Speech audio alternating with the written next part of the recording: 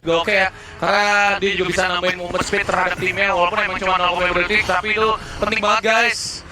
Karena movement speednya lumayan drastis yang didapat. Yeay, langsung ditembak pakai couple blades, langsung cabut ke area belakang. Tidak bisa melakukan invade yang seperti dilakukan oleh Talon ketika di game sebelumnya. Akan coba body snatch juga di sana nampaknya dari seorang Bai mendapatkan satu smite yang on point menuju ke bagian wildboard camp. Ya, dan memang ini ya, kalau misalnya kita ngomongin dari segi hero Pay-nya sih juga gak agresif, Pay-nya serdam tadi. Ya. Dimana menit 1, dia langsung invade ke arah teman-teman dari Mahadewa. Tapi kita lihat juga bahwa fun fact juga buat kalian yang belum tahu, skin baru Manga Crossover mendapatkan pengisi suara Jepang yang terkenal dan pastinya keren-keren. Dan pastinya kalau kalian dengar langsung di game, kalian bakal kayak kayaknya aku udah denger deh di anime ini, di anime itu. Langsung aja ya, mulai tanggal 21 Agustus dengan cara login setiap hari, kamu juga dapat mendapatkan satu voice pack ya teman-teman. Meskipun nggak punya skin Manga Crossover ya, tapi Manga Crossover nggak terlalu mahal. Yes, Manga Crossover Sunci gue udah nge-full 3 ribuan gue. murah banget.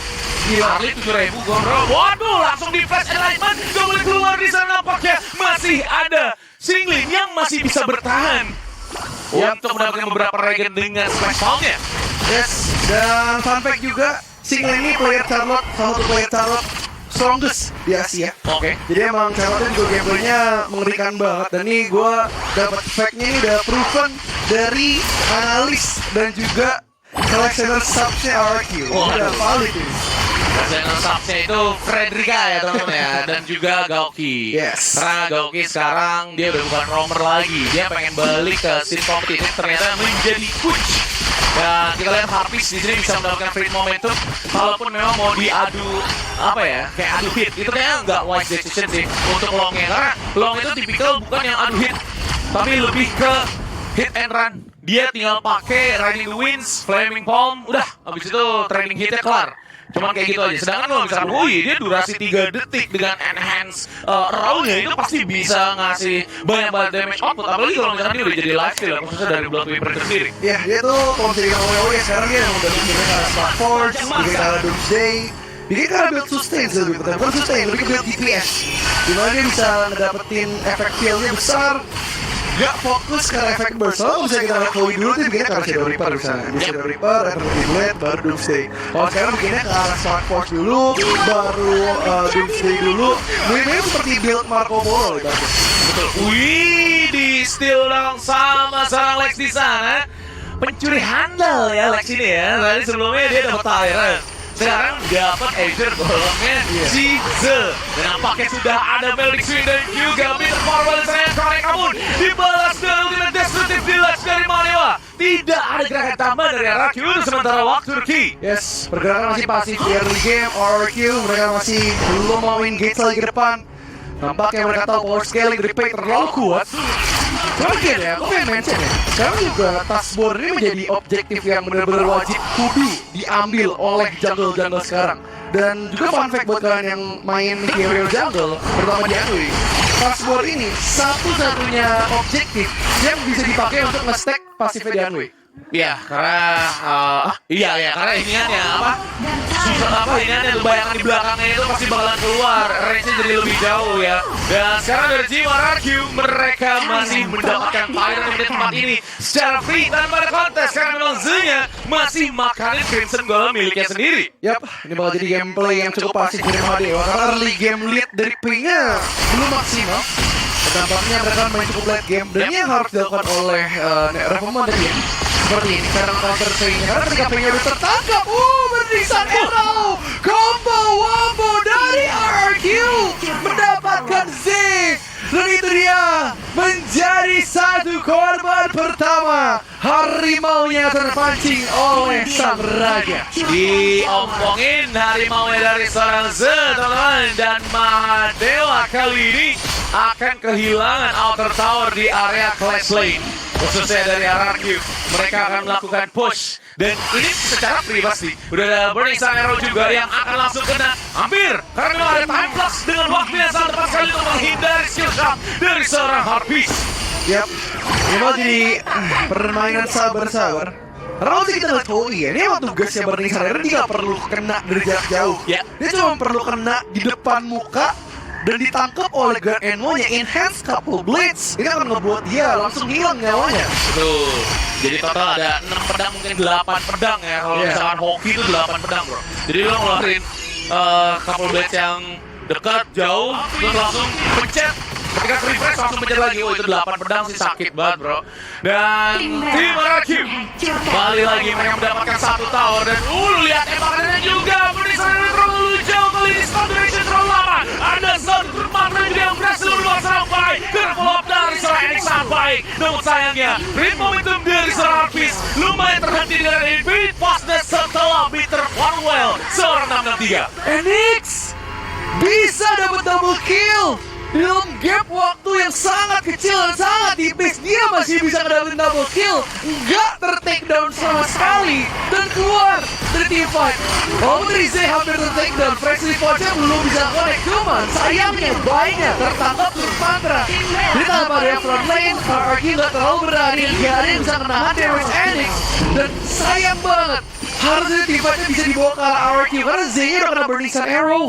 Iya. Dan ternyata belum ada follow up yang bener-bener bisa nge-backup dari RRQ. Tapi gak apa, ini udah ngasih secerca harapan sih buat orang-orang Kingdom di rumah ya. Betul. Gameplaynya improve better dari game pertama. Dia emang belum bangun aja mungkin. Belum bangun ya, sang raja masih tidur siang ya kalau misalkan lagi bad play tadi di game 1 bro. Nah sekarang dia sudah bangkit dan nampaknya Rex Ragim Keon akan bisa dapetin lagi beberapa momen ke depan karena Overlord tersedia dan Overlordnya berada di pit mereka pula ya kan. Dan sekarang Enix jauh, Newak jauh, Akhirati jauh pula, Zul juga tidak ada di area pit dari Overlord.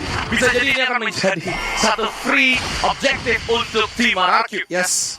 Control map udah dapetin dengan besar banget dari Mahadeo. Kali ini Mahadeo melepaskan tower keduanya.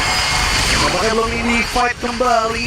Udah ada seorang protecting dari RRQ. Kalau ini 663 buka destiny counter, namun digas dulu. Lumayan agak sabar karena dia tahu Sun Bin dari Niwak masih mempunyai ultimate. Dia nggak mau gas dulu. Baik juga masih sabar banget.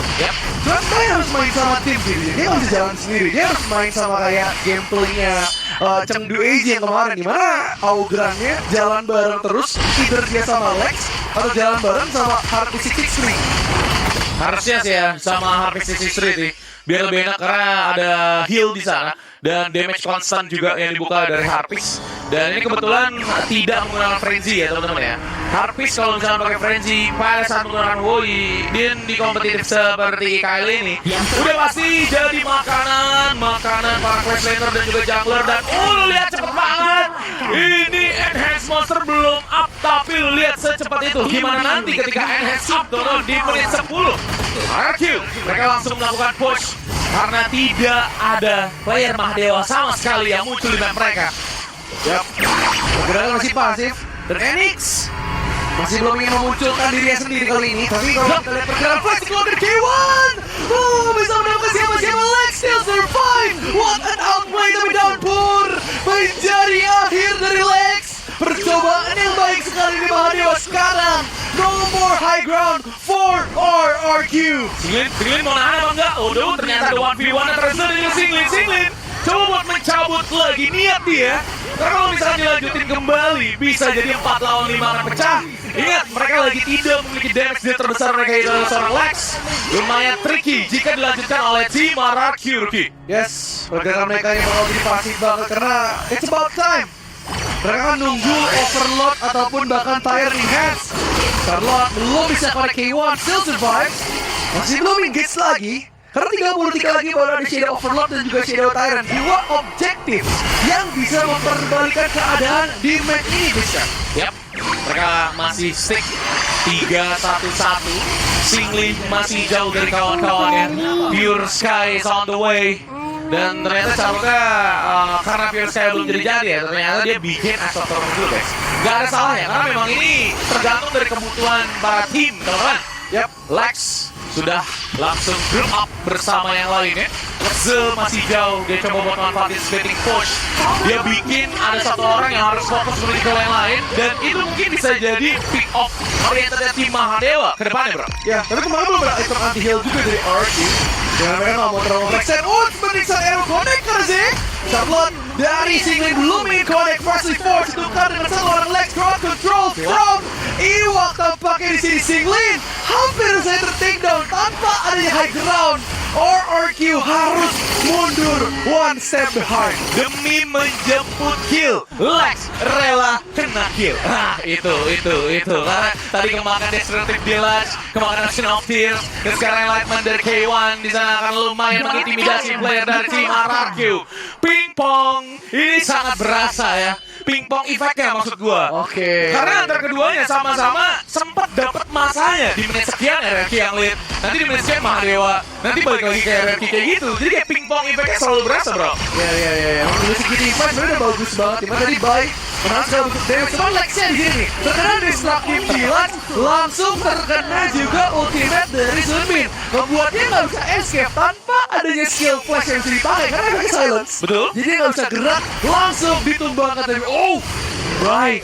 Oke, bakal terulang lagi kembali. Tidak, jangan ada kumar. Skip udah. Karena takut banget gua kalau ngeliatnya. Karena lumayan mengerikan. There's no way to escape dari serang baik. Walaupun memang dia bisa. Kena. Bener serangnya kena. Langsung di follow juga dengan holding yang dibeli. Oleh serang ketiga dan langsung hilang dari serang K1. Namun masih bisa sempat membuat transmat dan langsung di follow up. Oleh serang The harus coba buat pulang. Membuka human formnya kembali. Dan RRQ fix mendapatkan K1 saja saat ini. Wah, serem banget sih itu kombonya sih. Berlingsan arrow connect langsung. Go RQ. Itu pakai langsung beli holding dia sih temen tiga, bro. Entah emang holding udah ada dari tadi. Radiance ya tadi. Iya, makanya langsung di follow up, langsung ganti. Cepat, pasen banget. Ada lagi. Sunbin dan Niwa. Dari belum itu takedown bertukar saja. Shadow overload tapi habis. Langsung terkena. 1 poin kill lagi. Endix. Dari entah dari mana Endix yang ngedapetin habis. Is it time? Apakah dari tim RRQ yang sudah mensummon satu pet dari Vanguard-nya bisa melakukan push menuju ke inner tower higher ground? Yes. Tapi menurut gua nggak, ini akan menjadi menit 20 game. Yap. Masih jauh perjalanan dari RRQ karena masih banyak juga tower dari Mahadewa. Mereka nggak bisa segegabah itu. Kenapa? Karena hero high ground dari Mahadewa terlalu banyak. Masih ada Lu, masih ada Lady Zen juga. Kalau kita lihat dari segala itemisi emang bayi bakal jadi frontline abis. Omnibus Premonition dan juga Blood semangat Aya Phoenix akan menambah sustainability-nya juga. Dan sekarang kita juga ngeliat build ke Harpies. Dia nggak bikin Spark Force, dia bikin Eternity Shadow Reaper untuk maximize damage output yang dia berikan. Iya, dan Zen-nya juga sangat situasional sekali itemnya ya. Dia bikinnya lebih ke tank, dia bikin Crosshair Embrace, bukan Master Sword, dan dia juga nggak bikin Rampage Shift, tapi lebih ke Giant's Grip. Dan makanya dia sana lebih berani untuk menggunakan Tiger Formnya. Lihat, di bagian farm lane, aka farm lane, udah mulai jalan di sana bro, Vanguard kecil ya bro. Mahadewa harus ngirim satu orang dari sana, K1 yang nampaknya sudah mulai berjalan menjemput Vanguard kecil tersebut. Tapi tampaknya panah Asmara dari Harpies sudah datang. Tapi tampaknya pahlawan terlambat lagi. Belum bisa digas oleh RRQ. Tapi itu nice warning. Mahadewa gak boleh overextend, gak boleh misstep sedikit. Karena mereka tahu bahwa Harpies and Friends udah siap untuk menghancurkan formasi mereka. Tuh, sekarang pergerakan yang dipunya oleh tim Mahadewa udah mulai masuk menuju ke dalam jungle dari RRQ for the second time. Karena ini adalah Ager kedua yang diamannya sama Reti ya. Yap. Ini lebihnya seakan-akan bahwa RRQ sama dia mereka ngebagi dua mapnya. Bukan atas bawah, tapi kiri dan kanan. Karena yang kedua tim melakukan kontrol yang baik banget. Dan Harpies udah berapa kali Pan Harpies kena. Ini udah bagus banget, tapi damage dari seorang Enix udah bener-bener pedes. Bahkan bisa dibaik. Jadi frontline dari teman-teman RRQ belum digas kembali. Iwa mencoba untuk nge-proc vision K1 berada dalam misi rahasia. K1 belum kasar, dia tetap K1 tempat depan. Baik ditumbang karena Singlin berada dalam bahaya. Singlin hilang, Sleeping Tiger ke depan. Harpies hampir tumbang. Pertukaran terjadi, melihat sang naga ingin mengincar sang raja, tapi tampaknya belum bisa digas kembali. Dan RRQ masih tertinggal 4.000 gold gap. Look at the wave yang dibuat oleh tim RRQ, membuat Mahadewa harus pulang sementara waktu. Tapi lu ngeliat gak sih tadi K1 nahanin banyak banget damage dan masih bisa hidup. Sampai ngedive ambil beberapa agro tower pula setelah mereka melakukan Tyrant. Itu dia gak takut karena memang dia tahu dia punya kekebalan tubuh itu lumayan dibandingkan dari Pay build damage. Pay build tank ini ya berani banget untuk maju-maju bro. Dan build damage juga gak main-main, lumayan besar juga di sana walaupun dia gak bikin Rapacious dan juga ada stack yang lain. Ya, memang unsung hero dari Mahadewa sih masih Exerity sih. Kayak dia seakan-akan dia nggak terlalu menonjol ya di game ini. Cuma selalu ada momen-momen dimana Destructive Blades itu benar-benar jadi PR untuk RRQ. Jadi emang RRQ nggak cuma harus watch out sama Enix, Exerity juga siap untuk bersinar. Betul, itu dia. Asioreti siap untuk all in karena kita lihat ya area of effect yang punya sama Asioreti dan juga Newak itu kan lumayan mengganggu pergerakan dari tim RRQ sendiri ya untuk mereka join full commit gitu ketika mau mendapatkan kill atas satu scenario yang kena api flaming bomb menghilangkan sepertiga darah dan seorang Bai dan juga bahkan Overlord masih berada di tangan dari tim Mario seharusnya dari Battle Passing dan juga satu dari Sutidias membuat seorang Bai tidak bisa menggunakan smite-nya tapi Lex di sana berhasil mencuri for the second time. Lex sudah dibilang tidak boleh mencuri Lex. Beberapa kali dia mencuri Overlord dan juga Tyrant. Ini ngebuat bener-bener Mahadewa pusing banget. Zoning out yang dilakuin oleh Newak udah bagus. K1 udah megangin map sendiri. Tapi kenapa tiba-tiba Lex yang dapet? Dua kali sang pencuri handal ya. Dua kali sang pencuri handal. Tadi Tyrant ketika dia pakai Nua. Sekarang pas pakai Ganmo dia dapat Overlord juga. Jadi sebelumnya juga dia udah bisa dapetin Blue Buff pula ya dari season. Gokil. Tapi kita hitungin yang objektif besar aja mungkin Rookie ya. Sekarang sudah ada pergerakan dari si Mararki yang dimana mereka pede banget. Radiance Gold sudah coba dibuka, begitu juga ada yang satu penisar dan orang langsung di follow up dengan ada di sedikit counter dan juga Kamu Blaze dong sayangnya dari RRQ. Mereka masih gelap map-nya. Udah sempat dibuka juga oleh Singly di area farmlane dan kali ini Root Mantra connect. Begitu juga dengan ada efek dari Program Embrace namun dengan Boot of Resistance di tempat banget untuk recover kembali dari sana Singly. Yap, pergerakan masih terjadi. RRQ masih mencoba fight back. Tapi tampaknya teman-teman dari Mahadewa stronger than ever. Mereka belum ingin mundur. Never back down. Tapi tampaknya pertukaran tower sudah mulai terjadi. Bahkan Overlord Shadow Vanguard bergerak di daerah top lane. Membuka opsi yang besar banget untuk RRQ. Dijuk sedikit Enix. Dia masih punya Sanctuary. Tapi tampaknya bisa dibereskan karena Biden. Bye! Terpojok lagi dan K1 mencoba menjadi pahlawan. Dan dialah pahlawan Mahadewa. Lex terpukul mundur begitu dan hilang juga. Dan lihat Enix-nya.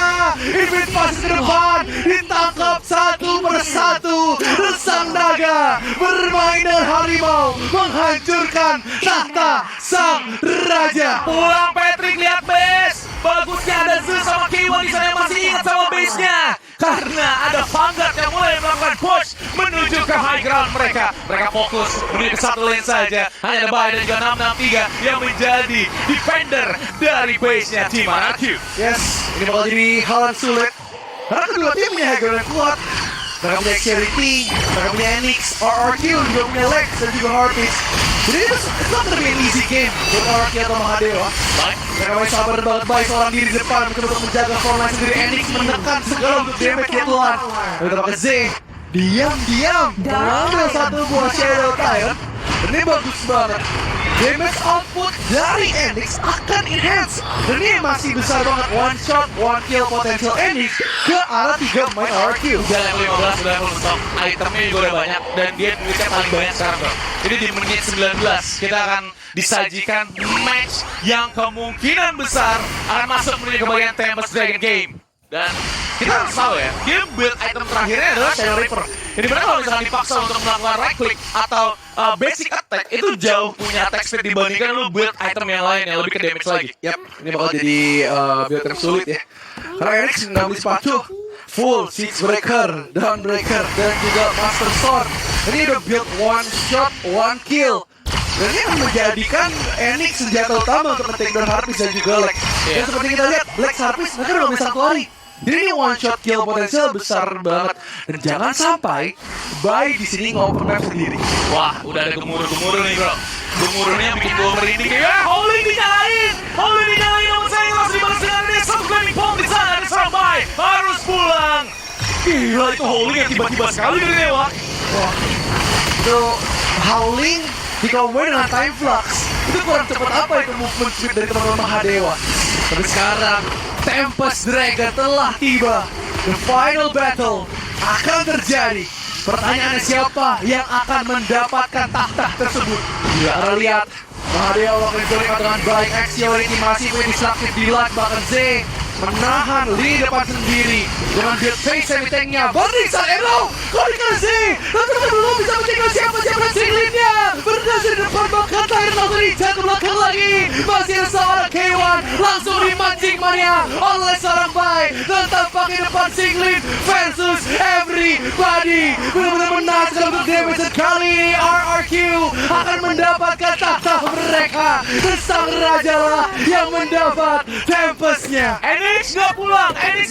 Lihat Enix memiliki dua bar dan bagusnya di recall. Dia hanya mencari bus yang aman, walaupun memang agak jauh dari rumahnya sendiri. Dan sekarang Rex Ragum Count yang sudah mendapatkan 2 kill berkat ada kiting yang sukses dan juga K1 yang gagal untuk mendapatkan backlaner dari tim RRQ tadi. Dan dia bahkan sempat menahan root mantranya karena dia nggak berfokus untuk masuk di bagian pit.